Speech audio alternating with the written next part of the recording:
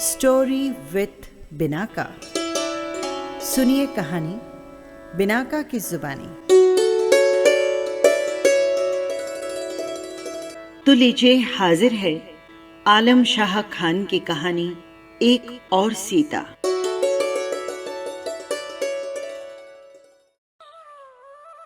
अंधेरे की आंख सी टपरी में काजल की भांति ढलका ढिबरी का टिमटिम उजास, जैसे विदा के आंसुओं से धुली उसकी बड़ी बड़ी आंखों में अंजी काजल की रेखा। सुहाग के लाल जोड़े में बसी मिट्टी पुते बांस की दीवार से सटी वो अधमुंदी आंखों से अपना भाग जो रही थी। तभी देहरी की रोक परे कर एक डील की छाह उभरी। कपा देने वाले झोंके से जोत सिसक कर रह गई, वो अपने में और सिमट गई।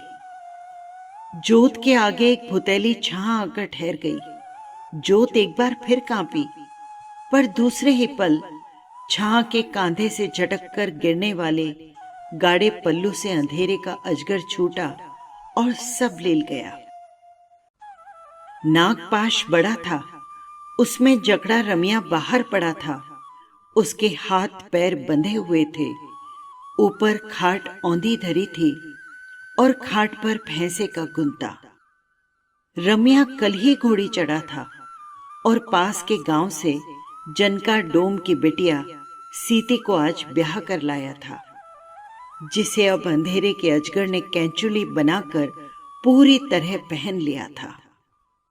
भिनसारे हल्दी उपटन की बास में नहाई, मेहंदी रंग पुरवाई, घुंघरू झनकाती उसके पैरों पर झुकी तो उसकी पलकें उखड़ी। टेकरी के ऊपर तने आकाश का रंग उसकी पुतलियों में रमा था। उसे रंग की याद आई। कल रात ठाकुर ने मान मर्यादा तोड़ उसके साथ खूब पी पिलाई थी। रमिया को लगा था उसकी जात ऊंची हो गई। पीता पीता वो वहीं लुढ़क गया था। फिर पता नहीं खलियान के खुले से उठकर वो टपरी के चंदोवे तले कैसे आ गया।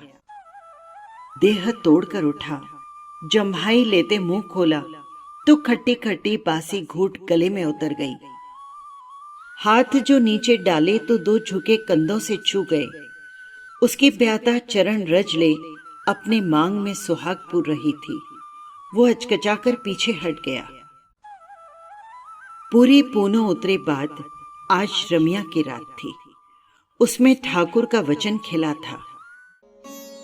ठाकुर ठाकुर है, बात का धनी, जो कहा वही किया। उसका जी हुमकने लगा भीतर ही भीतर। अपने का आना जाना। उधर उसने ठिठोली में आंखें और मूंद ली, ये मानकर कि कांधे पर झूलते पल्लू से ढिबरी का बढ़ना रोज रोज क्यों देखूं। सीती को आज कुछ बदला बदला लगा। देह पर देह का जमाव थोड़ा थोड़ा और हल्का जानकर उसने पलकें उखाड़ी। अंधेरा तल तोड़कर खड़ा था। लो, आज मैं ही लाश तोड़ू। अंधियारे में बतियाते हो, अंधेरे में बोल भूल जाते हो। रमिया हंसने को हुआ कि उसके गले में खिली बेल के पाल झूल गए। यकायक ही उसकी आंखें झड़ने लगी, इतनी कि सीती के पलक भीग गए। काहे काहे ये आंसू आए हैं? आंसू का रेला तोड़ अपने को परे करते हुए बोला, आज हम हैं सीती। सुनकर उसकी समझ डोल गई। फुफकारती हुई बोली, तू आज तक कौन रहा हमारे आंचल में? ठाकुर, मालिक। और वो फूट फूट कर रोने लगा। अब जो तू चाहे दोस्त धर, ये पाप तो माथे चढ़ा ही लिया। पाखंड ओढ़ा और तुझे नरक में झोंक दिया। वो कांप रही थी। अंधेरे में जाने कैसे उसका हाथ सिरहाने धरे हांसिए पर जा पड़ा। छवान से रिश्ती चांदनी की मैली धार हांसिए की धार से आ मिली। रमिया उसके पैरों में सीस धरे कह रहा था, नाड़ कलम कर दे, हम पापी हैं तेरे, जन्म जन्म के बैरी। पर ठाकुर भी रावण से 2 उंगली ऊपर। बस मेरी सुन भर ले, फिर सिर हाजर। बीती सुनकर सीती बिलखती हुई सिसकने लगी। खोटी न होकर भी हम खोटी। देह का रसजार वो ले गया, पर आत्मा का अमृत तेरा, जिसके साथ भांवर पड़ी हम तेरी सुहागन। आगे बढ़कर उसका चेहरा अंजुलि में भर लिया और फिर वो ठाकुर के घर पहुंची। क्या ठाकुर हैं भीतर? जुहार ठाकुर, आज उजास में ही दरस पालूं।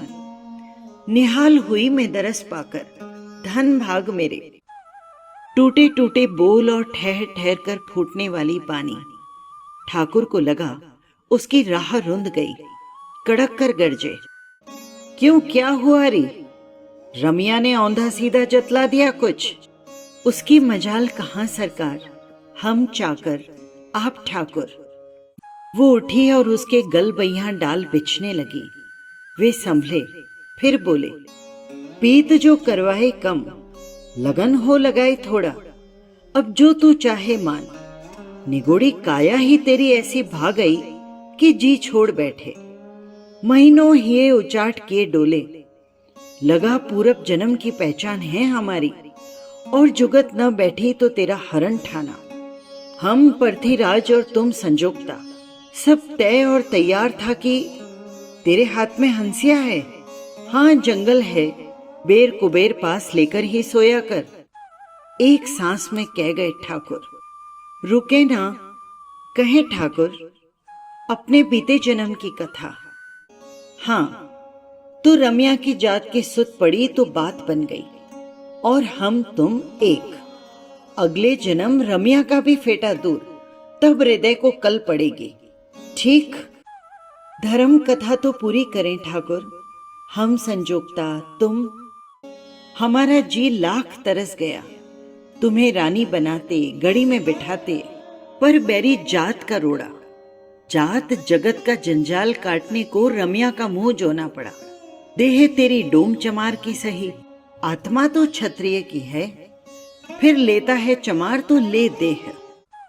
ये सब सुन सीती घर चली आई और उसने रमिया से पूछा, तुम कहते थे ठाकुर मुझे गड़िया तले डाल रखेंगे और भोग भोग कर मार देंगे।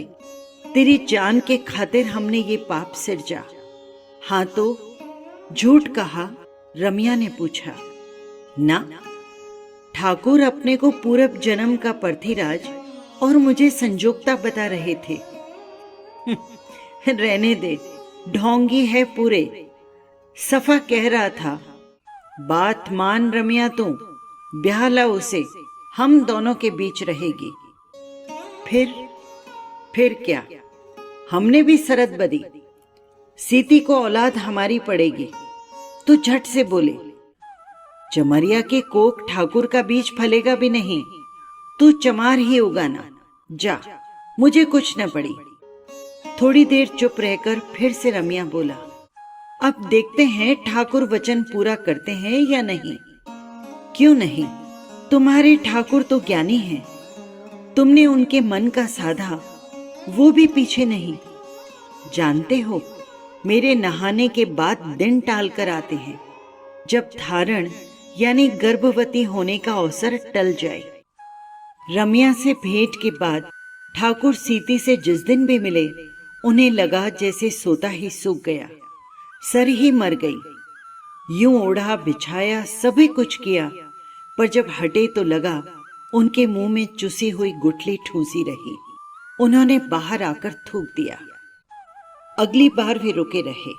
रमिया को हाली मवाली का काम सौंप दूसरे गांव भेज दिया, इस चौकस के साथ कि जब तक काम न निपटे नहीं लौटना, वरना रोटियों के लिए लाचार कर गांव बाहर कर देंगे।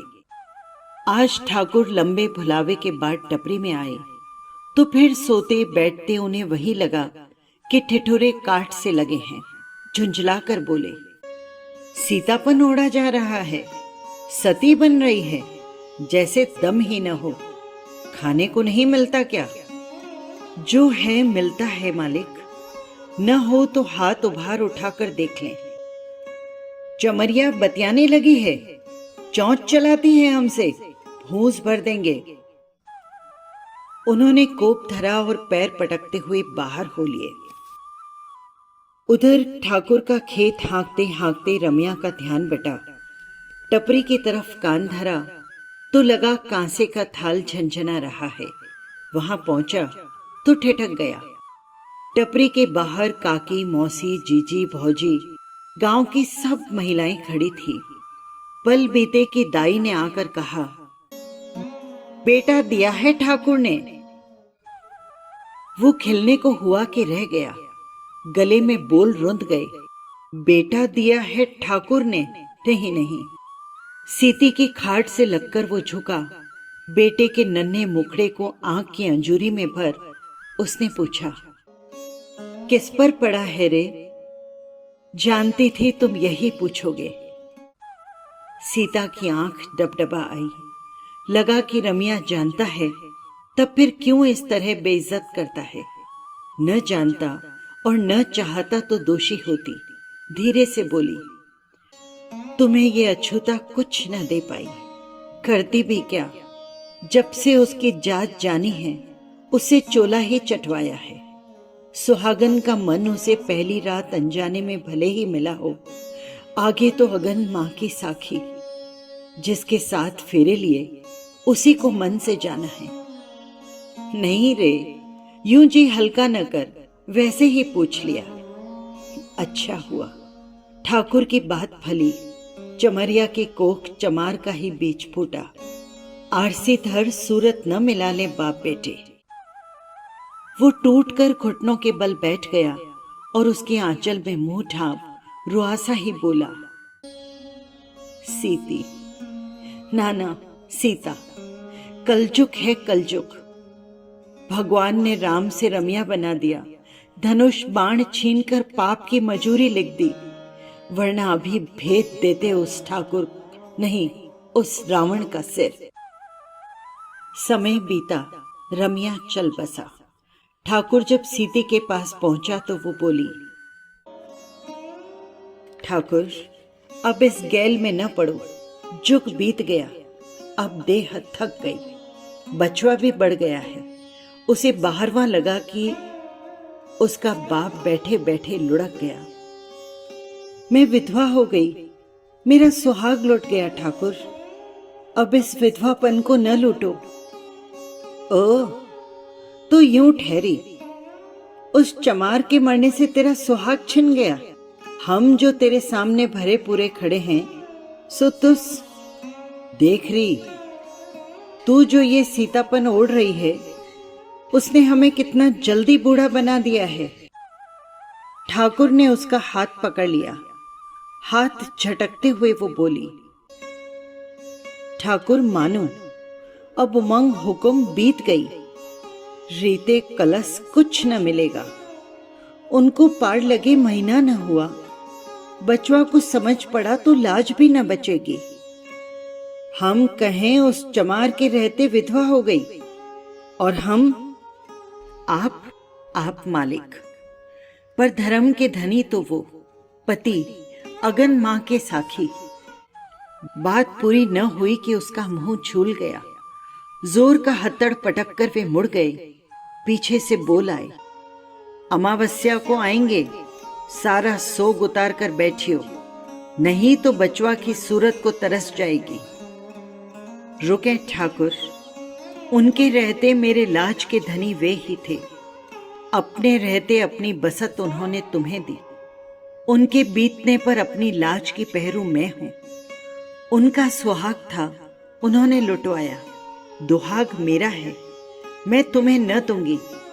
प्राण देकर और लेकर भी उसे सहेजूंगी। बंद कर, उधेड़ दूंगा।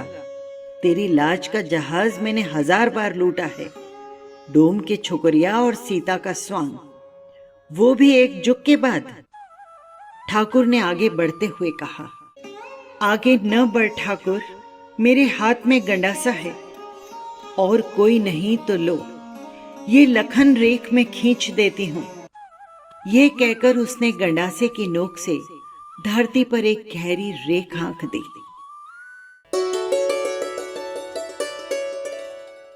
बस यही थी कहानी। आपको कैसी लगी कमेंट बॉक्स में जरूर लिखिएगा। और हाँ, यदि आपने चैनल को सब्सक्राइब नहीं किया है तो कर लीजिएगा। फिर मिलेंगे किसी नई कहानी के साथ। नमस्कार।